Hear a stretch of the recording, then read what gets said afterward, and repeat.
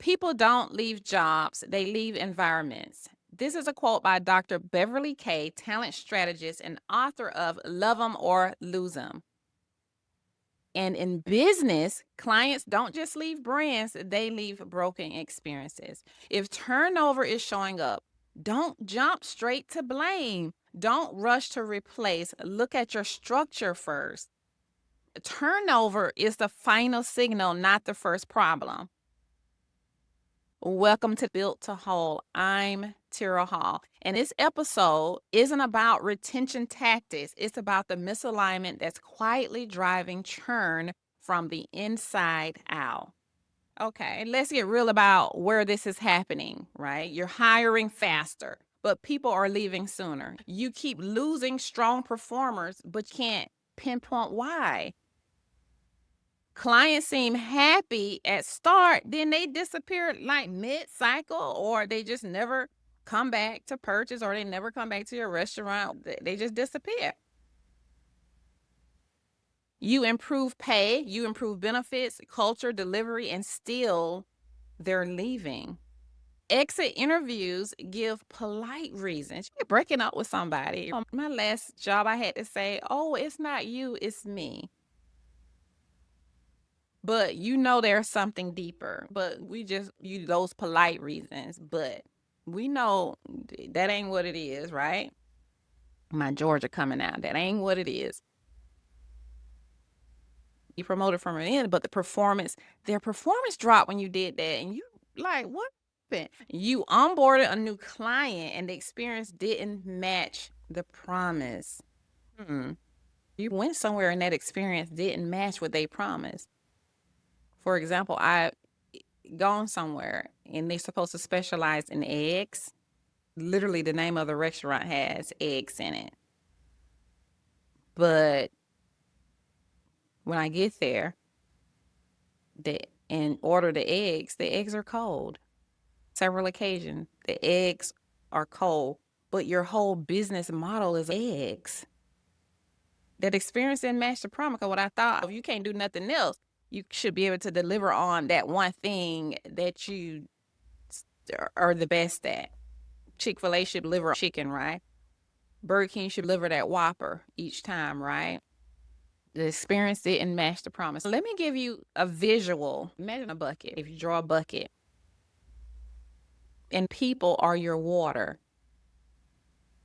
You keep pouring in new people, whether clients or team members. They're your water. You keep pouring in.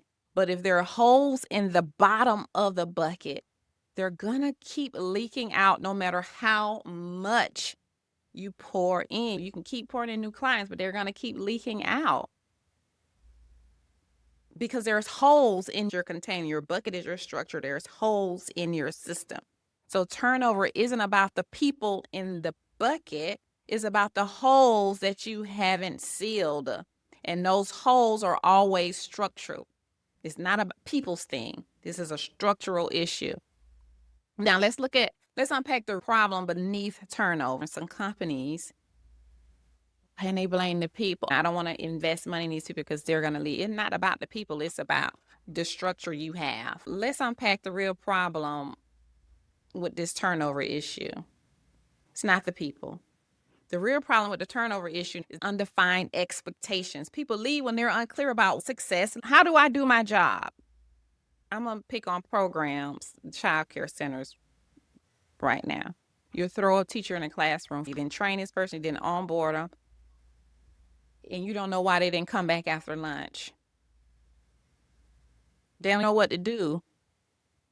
Undefined expectations. People leave when they're unclear about success. Clients churn when the promises don't match what's delivered. So parents are going to this child care center because it's so beautiful outside, but there's high turnover in these classrooms.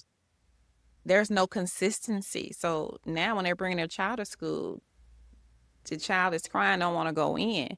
Now the client is unhappy and the client leaves to find a different child care center.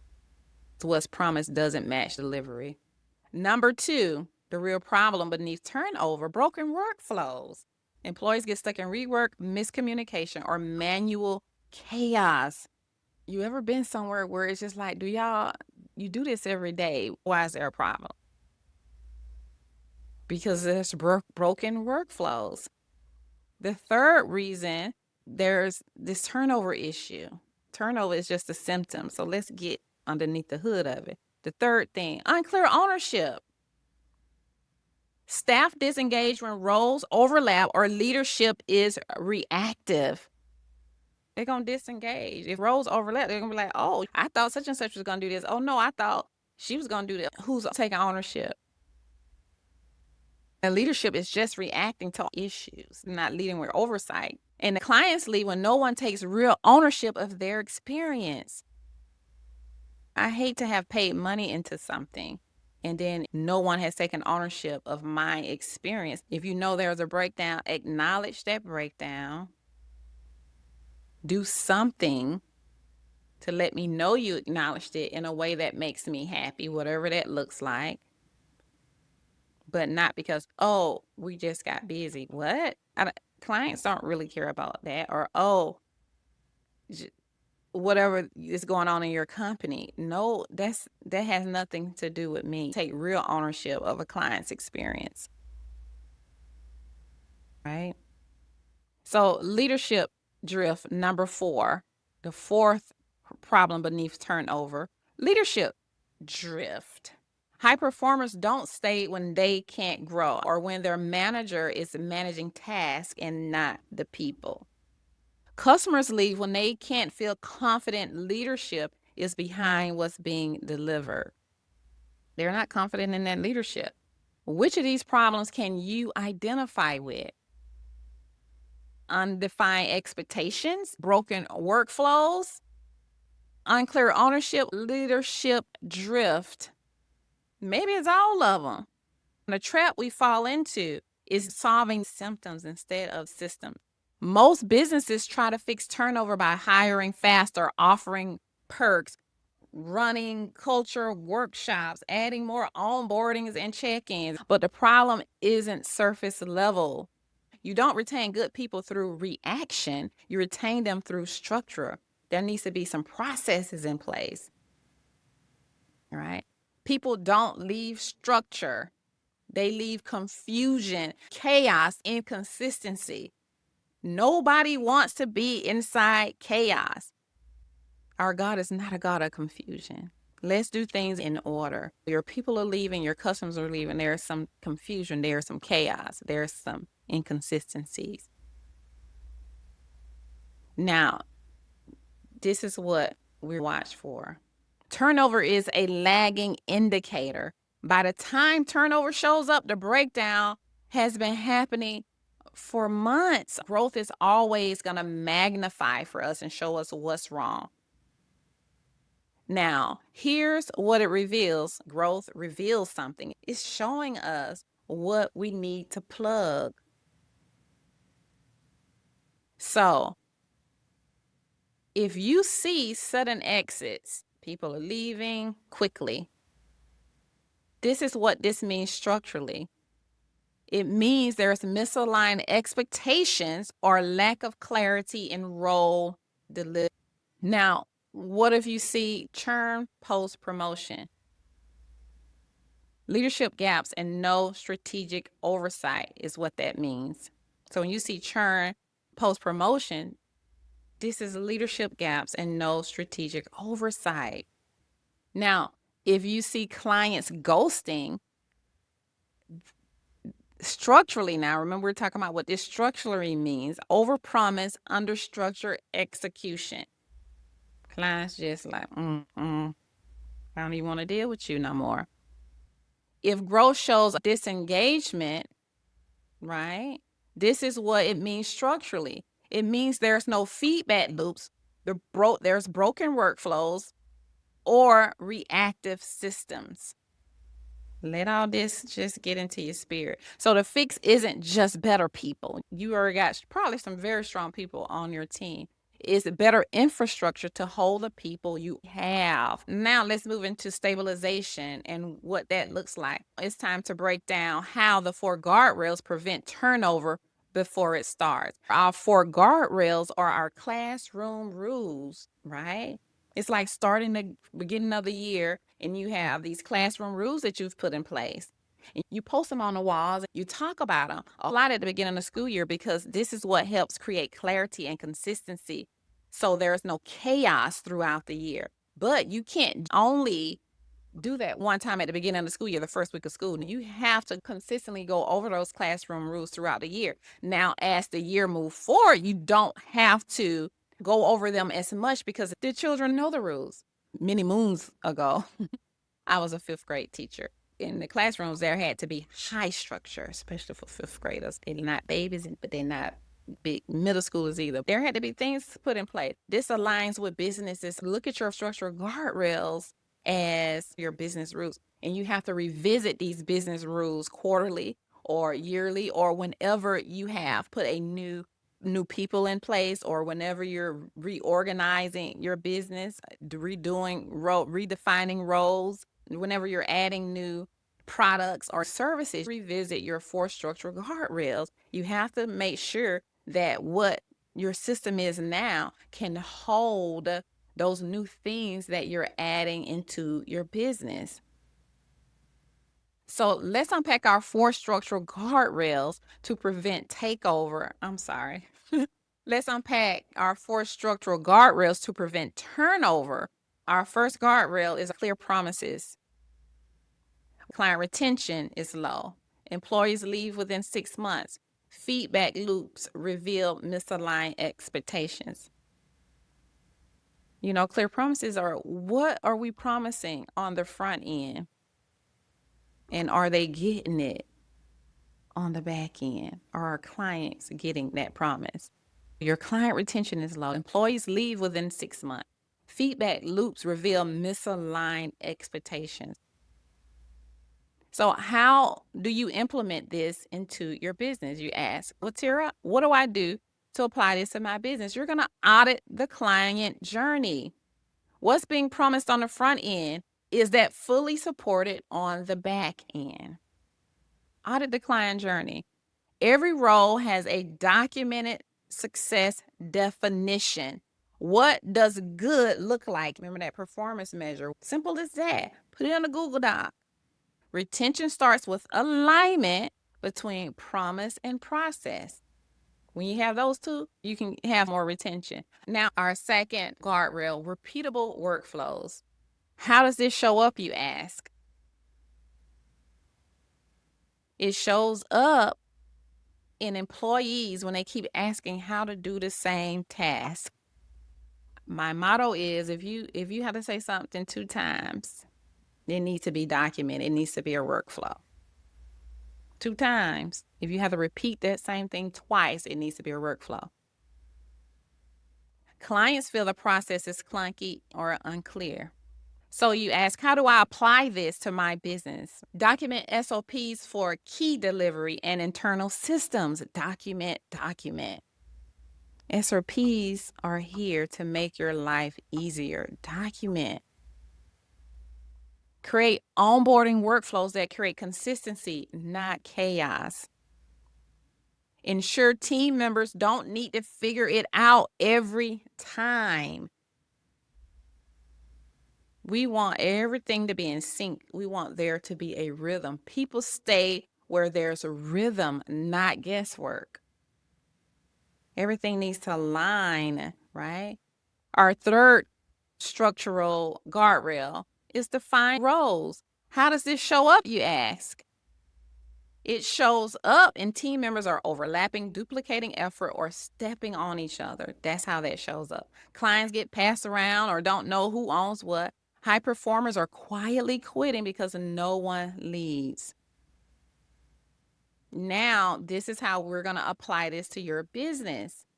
Clarify ownership at every level: execution, communication, escalation. Clarify who owns what, who's in charge of communication, who's in charge of escalation, and what's the performance measure for each. Make decision rights explicit in every role. Decide how to do this, be clear. Use clear role scopes in hiring, onboarding, and performance reviews. People stay when they know what's theirs to own and what's not. Our fourth guardrail is leadership oversight. Guardrails are our business rules. How does this show up for leadership oversight? It looks like this. Your leaders are firefighting, not leading. They're reactive. Team tension builds because no one's managing people, just task. Clients sense instability or lack of senior management. Don't nobody want to go be a part of something that's disorganized. Nobody wants to do that. So you ask, how do I implement leadership oversight in my business? How do I apply this? First, train your leaders in proactive performance oversight, not reactive management. Then you're going to build a leadership cadence.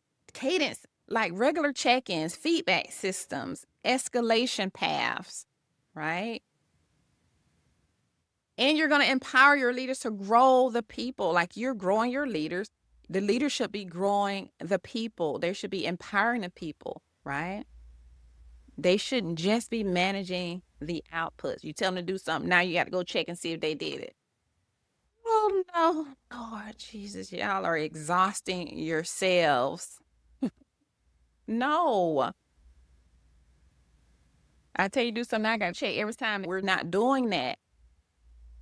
In this next level of growth, we don't have time for it. You trying to scale, you don't have time for that. People leave when there's no real leadership. Oversight builds trust, and trust keeps people. Boom. That's it. Oversight builds trust, and trust keeps people. Turnover is not the fire. Turnover is the smoke. Got all this turnover, what is happening? If your team is leaving, if your clients are slipping, it's not just about them. It's about what the business hasn't addressed structurally. This is not a people's problem. It's a structural problem. The system that holds people matters more than the perks that attract them. How you going to keep them though? That's clients and staff alike, right? You can offer these perks, or you can offer this sign-on bonus, and you can offer all these things, but can you keep your people? When you install the 4 guardrails, you stop reacting to churn and start engineering consistency. That's the goal. You don't retain through pressure. You retain through clarity. Always have clarity. Move in a space of, is this clear? Am I engineering clarity in my business?